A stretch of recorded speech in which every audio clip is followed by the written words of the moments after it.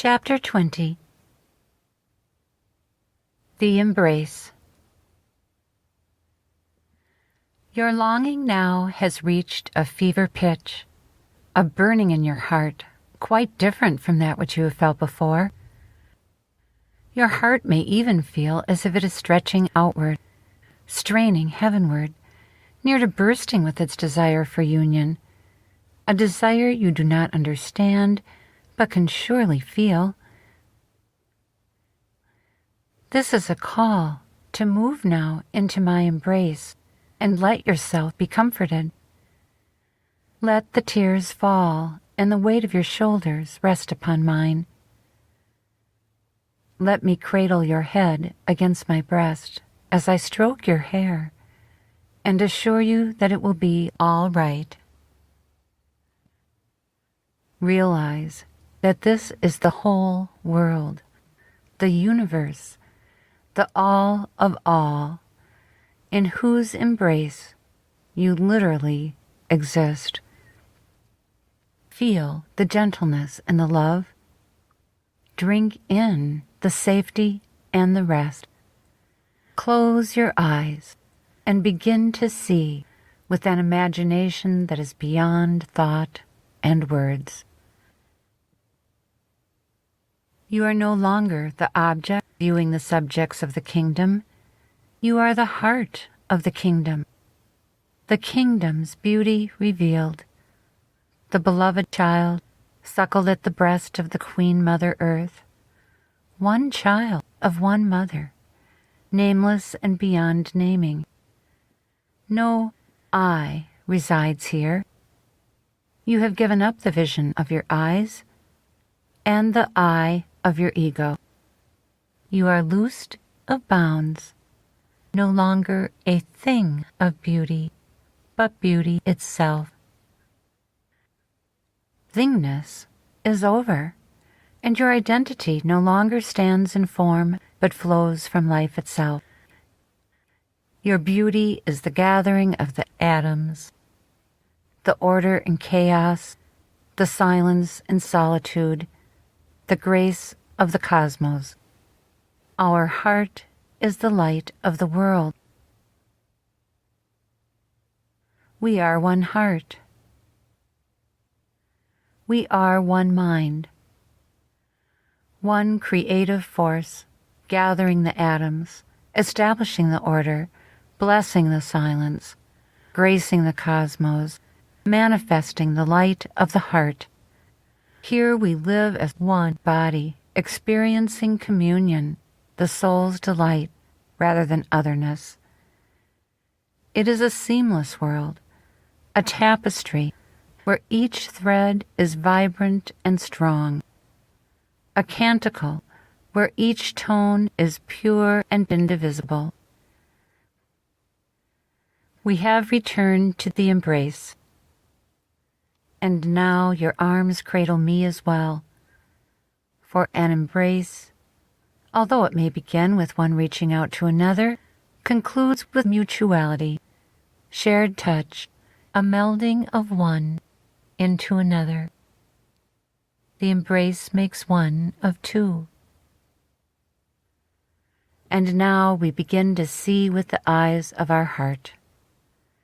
We are no longer looking out, but looking in. All landscapes and horizons form within the embrace. All beauty resides there.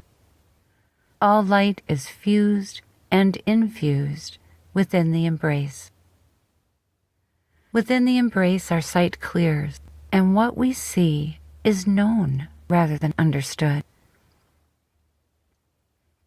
Here rest comes to weariness, and gently lays it aside. Time has ended, and there is nothing you must do. Being replaces identity, and you say, I am, and there is nothing outside of me, nothing outside of the embrace. From here your life becomes imaginal, a dream that requires you not to leave your home, your place of safety and of rest. You are cradled gently while your spirit soars, dreaming happy dreams at last. With love surrounding you, in arms that hold you close, you feel the heartbeat of the world just beneath your resting head. It thunders in your ears and moves through you until there is no distinction. We are the heartbeat of the world.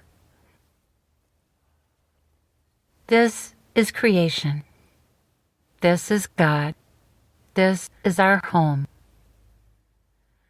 We exist in the embrace of love, like the layers of light that form a rainbow, indivisible and curved inward upon each other.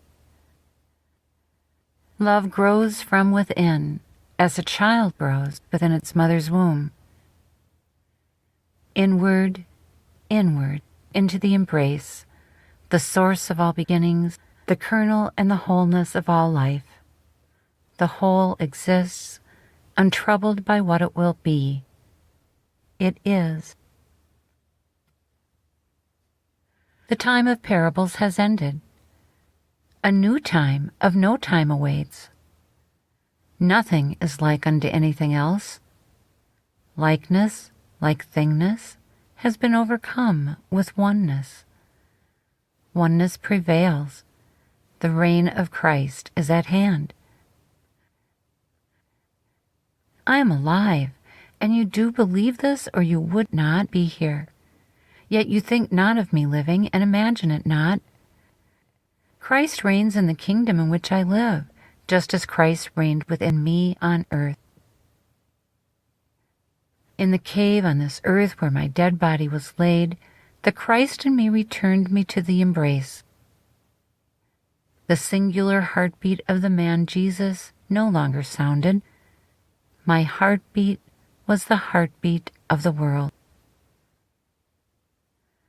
Imagine a body in a cave in the earth in the planet in the universe. Each cradles the other. None are passive, none are dead. All share the heartbeat of the world and are at rest within each other, within each other's embrace and the embrace of God's love, God's creation, God's heartbeat. God's heartbeat is the source of the world, the soul of the world, the sound of the world in harmony, existence with no beginning and no end, one embrace, all in all, none lesser and none greater, for all is all. One is one. There is no longer cause for alienation, nor for the feelings of abandonment so many of you have felt. You are now within the embrace where all such hurts are healed. The world does not exist apart from you, and so you must realize your compassionate connection. The world is not a collection of cement buildings and paved streets, nor of cold, heartless people who would as soon do you harm as good. It is but the place of your interaction with all that lives within you, sharing the one heartbeat. The heartbeat of the world does not exist apart from God.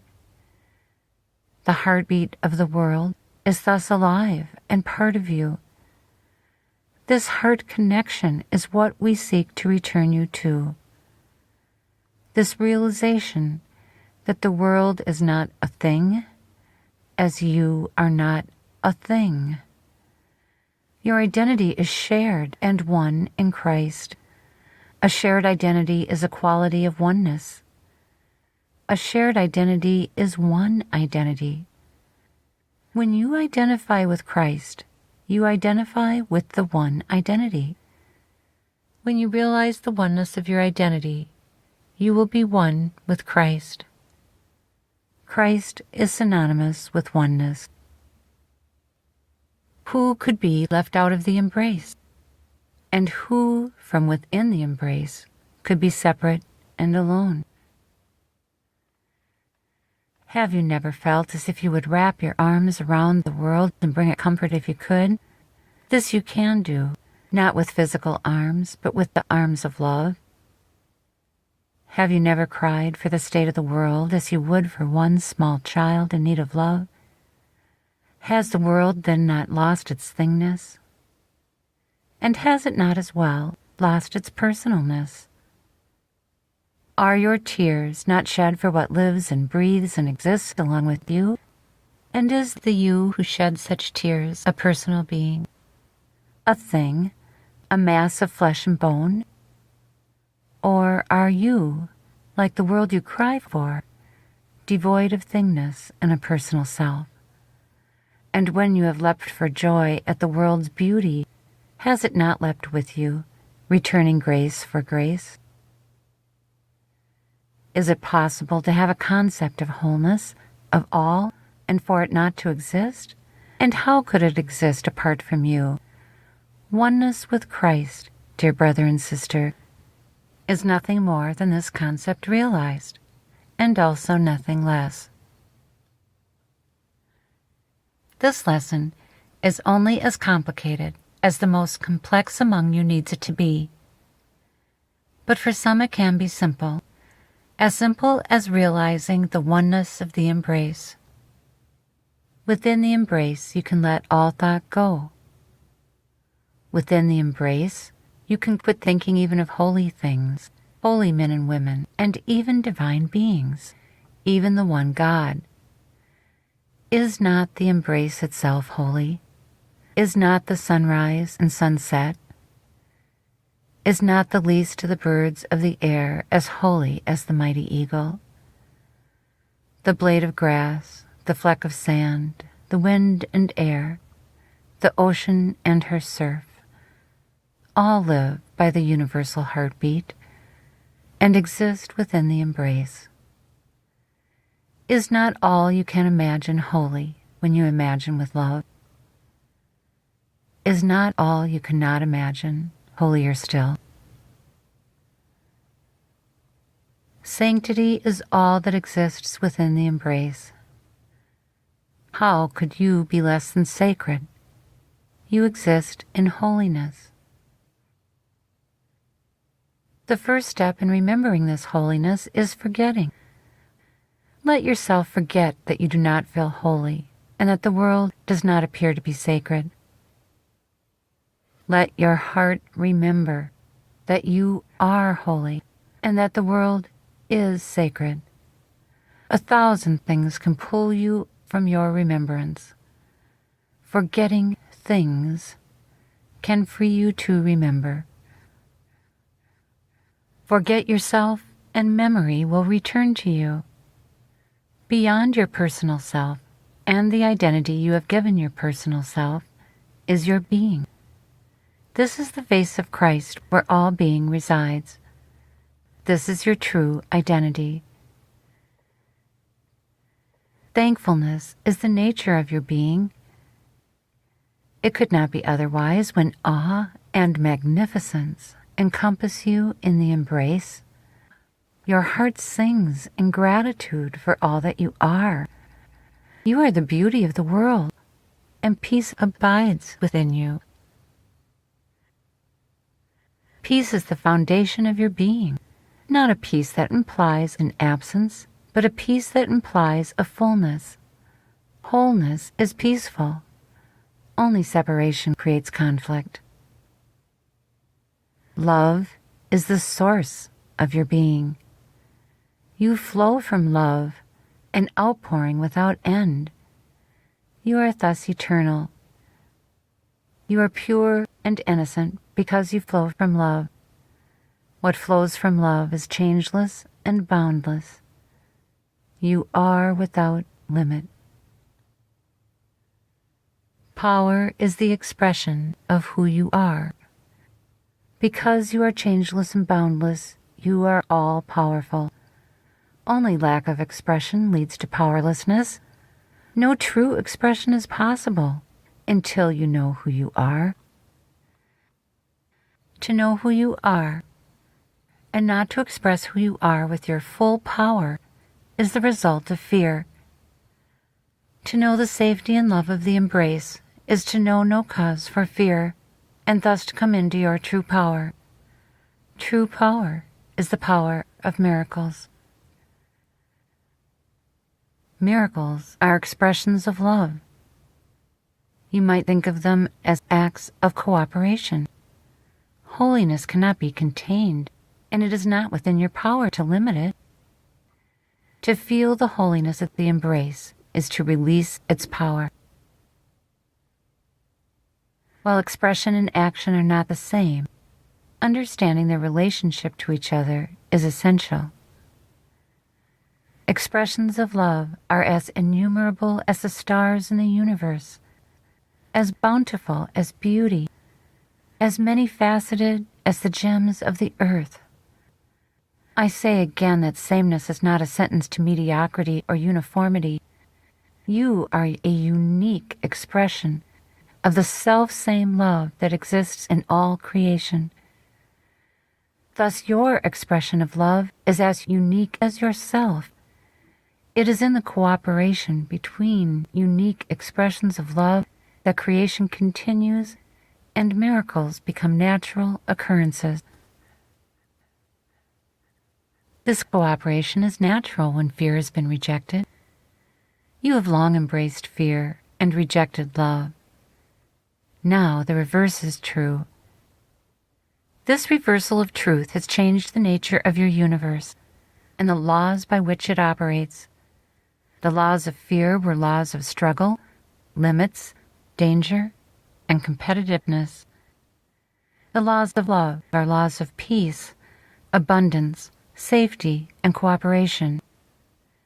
Your actions and the results of your actions in a universe of love will naturally be different from your actions and the results of your actions in a universe of fear. You set the laws of the universe when you chose fear. The laws of the universe of love are God-given. Acceptance of your true power is acceptance of your God-given authority via your free will.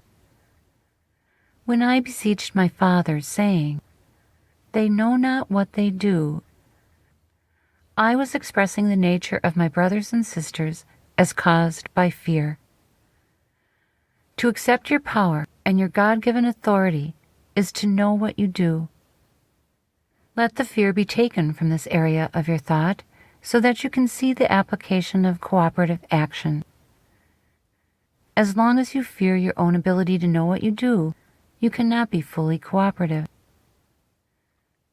The rest of the universe, existing in a state of compassionate free will devoid of fear, knows what it does. There are no opposing forces that are not in agreement about their opposing force. No atoms do battle. No molecules compete for dominance. The universe is a dance of cooperation. You are but asked to rejoin the dance. The embrace has returned you to attunement with the heartbeat, the music of the dance. You have not known what you do or what to do only because of fear, only because you have been out of accord with the one heartbeat. The world, the universe, is your partner, and only now do you hear the music that brings grace to all your movements, all your actions, all your expressions of love. While this may seem to be metaphorical language, it is not. Listen, and you will hear. Hear, and you cannot help but rejoice in the dance. You have not, before now, been able to even imagine knowing what you do. You hope to have moments of clarity concerning what you are doing in a given moment, what you have done, what you hope to do in the future. But even these moments of clarity are fractional. They seldom have any relation to the whole. Knowing what you do comes from existing within the embrace. You know you do the will of God because you are at one with that will. Bitterness and uncertainty are replaced by hope. Hope is the condition of the initiate. new to the realization of having a home within the embrace. It is the response that says to all you have just read, "Ah, if only it were true, if only it could be true." Notice the complete change in this if only from those we have spoken of earlier, the if-onlys of fear. If you put half as much faith in these if-onlys as you have in the if-onlys of fear, all the certainty I have spoken of will be yours. Knowing what you do is a present moment knowing. It is not about plans. It is about moment by moment, knowing exactly who you are and acting out of that loving identity. And it is about knowing that as you do so, you are in accord and enjoying the full cooperation of the entire universe. Hope is a manner of acting as if the best possible outcome you can imagine could truly occur. Hope is a willingness to accept love and the grace and cooperation that flow from love. Hope is a willingness to ask for help, believing it will come. Hope is the reason and the outcome for which we pray. Hope acknowledges the kindliness of the universe and has no use for things. The inanimate as well as the animate is called upon, depended upon for service. All use is replaced with service, and appreciation replaces the callousness with which use once occurred. All service is cooperative and depends on a belief in mutuality. All fear that what is good for one may not be good for the whole is replaced by an understanding that each one is worthy of his or her desires. Eachness replaces thingness, but not oneness. All fear that what one gets means that less is available for another is replaced with an understanding of abundance. Receiving replaces all notions of taking or getting. All that is received is for the mutual benefit of all, and takes nothing away from anyone. There is no limit to love, and so there are no limits to anything that flows from love. What one benefits from, everyone benefits from. Receiving is an act of mutuality. It stems from a basic law of the universe expressed in the saying that the sun shines and the rain falls on the good and evil alike. All gifts of God are given equally and distributed equally. It is your belief that this is not so that causes judgment. All who believe they have more fall prey to righteousness. All who believe they have less fall victim to envy. Both fall from grace and limit their ability to receive. No gifts are received when all gifts are judged. While the gift is still given, the judgment changes the nature of the gift by limiting its ability to be of service. A gift one feels one cannot use is discarded. Thus have many of your treasures lain fallow. What you each have been given is that which will serve your purpose. You could have no more perfect gifts, for your gifts are expressions of your Father's perfect love for you. Look deep inside and feel your heart's gladness. Your construction was no mistake. You are not flawed. You are not wanting. You would not be other than you are, except when you give in to making judgments. Look deeply, and you will see that what you would call your imperfections are as chosen and as dear to you as all the rest. You would not be other than who you are. You may know that this is true, or you may dwell in fantasies, desiring what another has, or some success, fame, or riches that seem impossible for you to attain. And yet, whether you know it is true or not, It is true. You would not be other than who you are. Herein lie your peace and your perfection. If you would not be other than you are, then you must be perfect. This is a conclusion both logical to the mind and believable to the heart, and its acceptance is a step toward wholeheartedness. To believe in your perfection and the equality of your gifts is peaceful because it releases you from trying to acquire that which you previously believed you were lacking. It releases you from judgment because you know that your brothers and sisters are also beings of perfection.